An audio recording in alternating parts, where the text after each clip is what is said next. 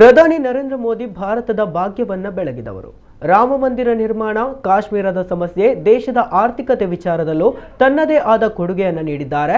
ಹೀಗಾಗಿ ನರೇಂದ್ರ ಮೋದಿ ಅವರಿಗೆ ಸರಿಯಾಗಿ ಅನ್ವಯವಾಗುತ್ತದೆ ಎಂದು ಈ ಬಿರುದು ಕೊಟ್ಟೆವು ಎಂದು ಪುತ್ತಿಗೆ ಮಠದ ಶ್ರೀ ಸುಗುಣೇಂದ್ರ ತೀರ್ಥ ಸ್ವಾಮೀಜಿ ಹೇಳಿದರು.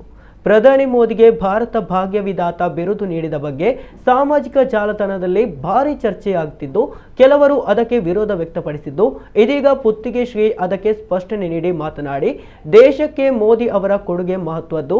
ಭಾರತದ ಗೌರವ ಪ್ರಧಾನಿ ಮೋದಿ ಅವರಿಂದ ಹೆಚ್ಚಾಗಿದೆ. ಈ ಕಾರಣಕ್ಕೆ ಭಾರತ ಭಾಗ್ಯವಿದಾತ ಹೆಸರನ್ನ ಆಯ್ಕೆ ಮಾಡಿದೆ. ವಕೀಲರ ಬಳಿಯೂ ಈ ಹೆಸರಿನ ಬಗ್ಗೆ ವಿಚಾರ ಮಾಡಿದ್ದೆವು. ನರೇಂದ್ರ ಮೋದಿ ಅವರಿಗೆ ಸರಿಯಾಗಿ ಅನ್ವಯವಾಗುತ್ತದೆ ಎಂದು ಈ ಬಿರುದು ಕೊಟ್ಟೆವು ಎಂದು ಹೇಳಿದರು.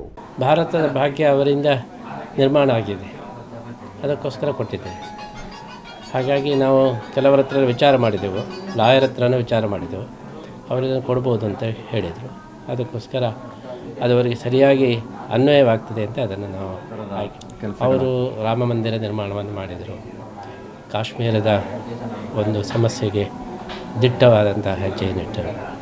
ಉಗ್ರಗಾಮಿಗಳಿಗೆ ಒಂದು ಸರ್ಜಿಕಲ್ ಸ್ಟ್ರೈಕ್ ಮಾಡಿ ಒಂದು ಬಹಳ ದಿಟ್ಟವಾದಂಥ ಹೆಜ್ಜೆಯನ್ನಿಟ್ಟರು. ಇಂಥ ಅನೇಕ ಕಾರ್ಯಗಳನ್ನು ಅವರು ಮಾಡಿದ್ದಾರೆ, ದೇಶ ರಕ್ಷಣೆಯ ಕಾರ್ಯಗಳು. ಆಮೇಲೆ ಆರ್ಥಿಕವಾದಂತಹ ಒಂದು ಪುರೋಭಿವೃದ್ಧಿಯನ್ನು ಕೂಡ ಮಾಡಿದ್ದಾರೆ. ಹಾಗಾಗಿ ನಮ್ಮ ದೃಷ್ಟಿಯಲ್ಲಿ ಭಾರತದ ಅವರು ಭಾಗ್ಯದ ಬಾಗಿಲನ್ನು ತೆರೆದಿದ್ದಾರೆ. ಅದಕ್ಕೆ ಅವರು ಭಾರತ ಭಾಗ್ಯವಿದಾತ ಅಂತ ನಾವು ವಿಶ್ವಮಟ್ಟದಲ್ಲಿಯೂ ವಿಶ್ವ ನಾಯಕರಾಗಿ ಇವತ್ತು ಮಿಂಚುತ್ತಾ ಇದ್ದಾರೆ. ಭಾರತದ ಗೌರವ ಅವರಿಂದ ತುಂಬ ಜಾಸ್ತಿ ಆಗಿದೆ. ನಾವು ಅಮೆರಿಕದಲ್ಲಿ ಒಮ್ಮೆ ಫೀನಿಕ್ಸ್ ಏರ್ಪೋರ್ಟ್ನಲ್ಲಿ ಬರುವಾಗ ಒಬ್ಬ ಕಾರ್ಟ್ ನಡೆಸುವವರು ನನ್ನನ್ನು ನೋಡಿ ಬೊಬ್ಬೆ ಹಾಕಿದ, ಮಾಡಿ ಮಾಡಿ ಮಾಡಿ ಮಾಡಿ ಅಂತೇಳಿ ಹೇಳಿದ. ನನ್ನನ್ನು ಕರೆದ, ನೀವು ಇಲ್ಲಿ ಏರ್ಪೋರ್ಟಲ್ಲಿ ನಡ್ಕೊಂಡು ಹೋಗಬಾರ್ದು, ನನ್ನ ವೆಹಿಕಲಲ್ಲಿ ಕೂತ್ಕೊಳ್ಳಿ ಅಂತೇಳಿ ಹೇಳಿದ.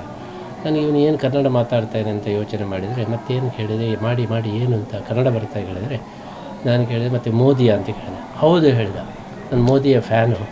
ನಾನು ಮೋದಿ ಅಂದರೆ ನೀವು ಮೋದಿಯ ದೇಶದಿಂದ ಬಂದಿದ್ದೀರಿ, ಅದಕ್ಕೆ ನಿಮಗೆ ನಾನು ಗೌರವ ಕೊಡಬೇಕು, ಅದಕ್ಕೋಸ್ಕರ ನಿಮ್ಮನ್ನು ನಾನು ಕಾರಲ್ಲಿ ಕರ್ಕೊಂಡು ಹೋಗ್ತೇನೆ ಅಂತೇಳಿ ಹೇಳಿದ.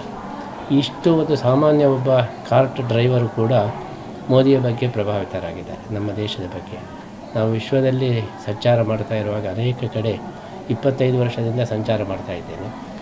ಆದರೆ ಈಗ ಭಾರತದ ಬಗ್ಗೆ ನೋಡ್ತಕ್ಕಂಥ ದೃಷ್ಟಿಯೇ ಬದಲಾಗಿದೆ. ಭಾರತವನ್ನು ಮೋದಿಯವರಿಂದಾಗಿ ಭಾರತದ ಒಂದು ಘನತೆ ಜಾಸ್ತಿ ಆಗಿದೆ.